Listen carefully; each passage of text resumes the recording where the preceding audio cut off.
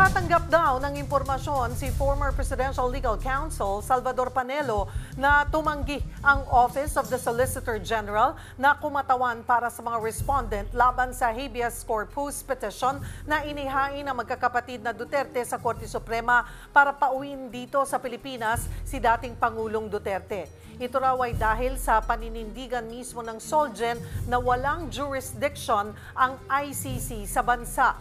Kaugnay niyan at ng paghahanda rin ng kanilang kampo para sa susunod na pagharap ni dating Pangulong Rodrigo Duterte sa ICC. Magkakausap natin si former Chief Presidential Legal Counsel, Attorney Salvador Panelo.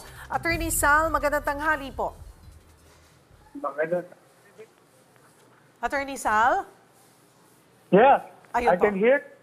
Alright, medyo pihit lamang po tayo ng kaunti, Attorney Panelo, at nagpuputol-putol po ang inyong komunikasyon. Sige, eto.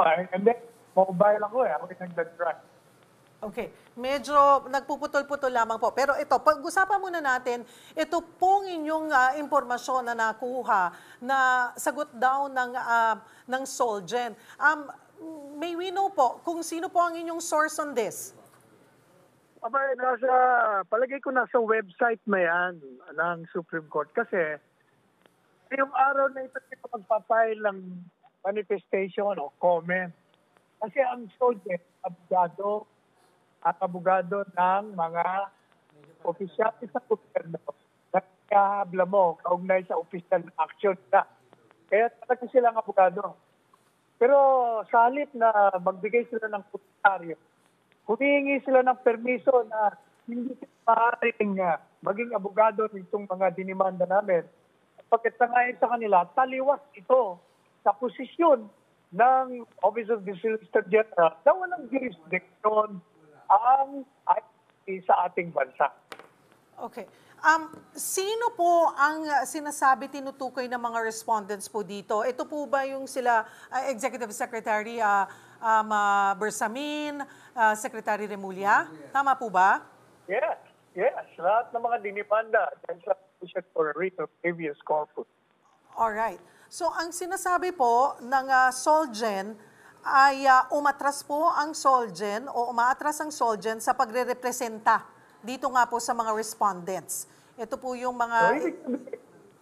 dahil sa... Ang ibig sabihin niya... Opo. Cheryl, ang ibig sabihin lang niya ay tumatanggi na gawin ang kanilang tungkulin na kaligang batas na i-represent ang gobyerno. Kasi habang tungkulin nila na ipagtanggol ang posisyon ng gobyerno, hindi po pwede kahit illegal ipagtatanggol mo. At yan nangyari na yan. Tatandaan mo sa panahon nung ang Solgen ay si Frank Chavez, meron din siyang pagkakataon na ayaw na rin ipagtanggol dahil sa kanyang paniniwala, illegal ang ginagawa ng gobyerno, kaya hindi niya pinagtanggol at pinayagan siya ng Korte Suprema. Ganon din dito. Kasi ang mangyayari dyan, illegal ang ginawa ng mga respondents dahil na pinatupad nila, di ba? Pinatupad nila ang warrant of arrest na galing sa ICC na walang jurisdiction. Gobyerno. Ang ginawa ng mga opisyales, laban sa saligang batas, laban sa posisyon, mananagot ka. Pag nagkadimandahan sa illegality, di kasama ka doon.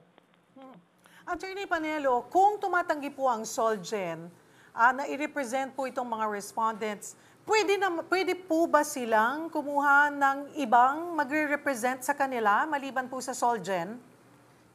Oo, di gumagana sila ng kanilang mga Pwede pa rin. abogado. Opo. Pwede pa rin. Pwede rin silang i-represent ng DOJ.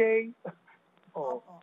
Pero napakabigat ng implikasyon. Alright. Kasi admission ng gobyerno. Abogado ng gobyerno na illegal. Walang jurisdiction. Sinabi mong walang jurisdiction. Di lahat ng ginawa ng dito sa atin at lahat ng ginawa ng gobyerno kapag tulong, hindi lang kapag tulong ang ginawa nila, pwede illegal din. Ayaw nilang maging bahagi. At pinagkakapurihan ng sapagkat habang binabaki ko ito, nakita natin ngayon na nangingigan siya. Sapagkat ang Solgen, yung mga abogado dyan, sila lamang ang mga kawani ng gobyerno ngayon na lantarang sinasabi na mali. Effectively, yun ang implication nun. Mali kayo dyan. Sapagkat walang jurisdiction. Attorney Panelo? Yes. Ayun po. Alright, sorry, napuputol-putol po kayo ng pakonti-konti eh. So ngayon po, ang mangyayari ay sumagot ang Solgen, so kailangan sumagot ng isa-isa nitong mga respondents ngayon with their respective lawyers. Pwede namang isang abogado lang at sa kanila. Aha, alright. Pero okay, may bigat, sabi nyo nga po, mabigat. Pero ano yung magiging implikasyon at bigat nitong inirelease na statement po ng Solgen dito sa legalidad ngayon ng pagkakadakip ng International Criminal Court kay dating Pangulong Duterte? Pwede ang implikasyon nun yan. Yung mga sinabi namin dyan sa aming petisyon ay sinasang-ayunan ng abogado ng gobyerno na ang mandato ay ipagtanggol ang mga akto ng gobyerno. Sa kanilang pananaw ngayon, mali ang gobyerno sapagkat walang jurisdiction itong ICC na nagtupad ng warrant of arrest. So tingin nyo po ay magkakaroon ito sa pagdidesisyon po ng Korte Suprema ay this is something that they would consider? Definitely. Kasi, siyempre, kung ikaw ang justice, lahat ng ibinigay sa iyo, dokumento, pag-aaralan mo doon. Alright, so we're gonna wait for that, yung pong isyong yan. Puntahan ko muna po, Attorney Panelo. May update ho ba kayo kung ano na po ang susunod na hakbang ng kampo ng dating Pangulo para po sa next trial sa Setyembre? Meron ako kinuha ang pamilya, si Abogado Nicholas Kaufman, na isang veterano practice yan sa loob ng ICC. Ako ang magpaplano kung paanong depensa ang gagawin kay Pangulong Rodrigo Duterte. Parte po ng ICC rules na dapat ibigay ng ICC prosecutors yung lahat ng hawak nilang ebidensya sa kampo po ni dating Pangulo para mapaghandaan ang trial. Gaano po ito kaimportante, Attorney Panelo? Siyempre, importante yung lahat ng mga dokumento sapagkat, pero unang-una, ang dapat kasi dyan, sila magpruba ng kaso nila. Ang burden of proof palagi, pag hindi nila mapatunayan, kahit hindi ka magpatunayan, hindi absurd. Saka, meanwhile, ang tingin ko dyan, tinitingnan ko kasi yung kanilang statute, maaaring maging batayan ni Presidente Duterte yung mga paglabag na ginawa ng ICC. Kasi sa kanilang batas, sinasabi doon na pag meron ka mandamento de arresto, kailangan ipadaan mo sa judicial authority ng bansa.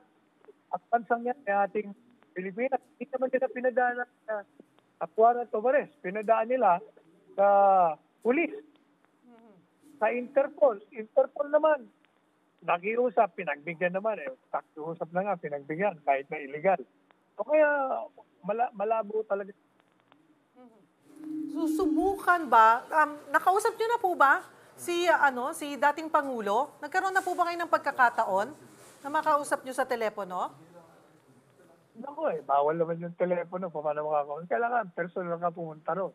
At saka meron pang mga partners. Request ka pa, papa-accredit ka pa, kung abogado ka. Hindi pa.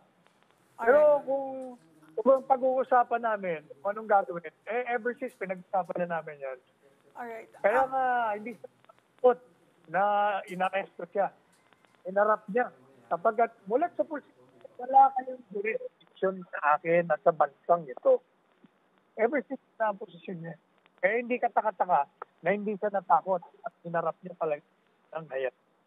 Susubukan hubang, would you know, or baka po nakausap nyo na rin si former ES Medaldea, na kung susubukan bang mag-file ng motion ng dating Pangulo for temporary release?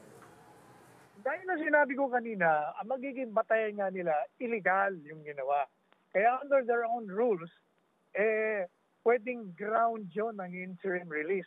If there is a violation of the rights of the accused in the enforcement of a warrant of arrest, then it can be an effective ground for Duterte's interim pansamantalang, parang bail, parang piyansa. Base po dun sa pinadalang ICC diffusion request, nakasaad na nakonsulta po ang gobyerno ng ICC bago i-release yung warrant. Tingin nyo ho ba may nilabag ang administrasyon dito, lalo taliwas ito sa sinasabi po nila before? Hindi from the very start, di ba, sinasabi na nga natin. Noon, ever since ako, kung nag-interview, mas marami na, lahat ng gagawin ng na kontra sa posisyon na walang jurisdiction, pag ikay mag-cooperate, tumulong ka, maibigay ka ng kahit na ano, lalabag sa posisyon mo, illegal ang ginagawa mo kasi taliwas yan sa mga payag mo. Kaya bang mapauwi po ng Korte Suprema yung dating Pangulo kung katigan po ng Korte ang petition para sa writ of habeas corpus, Attorney Panelo? Of course. Sapagkat, ang pinag-uusapan dito, Sheryl, hindi yung sinasabi nila, wala nang jurisdiction ang Supreme Court, wala na rin si Presidente Duterte. Nasa sa Netherlands na. Ang issue po, hindi jurisdiction ng ICC na. Pagdating doon sa issue ng pwede mo mong dalhin.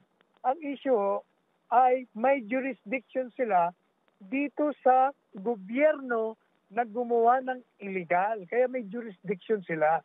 Ang illegal na akto ng isang gobyerno o opisyalis ng gobyerno ay hindi makakawala sila sa accountability sapagkat the illegal act follows it or them wherever it or they go.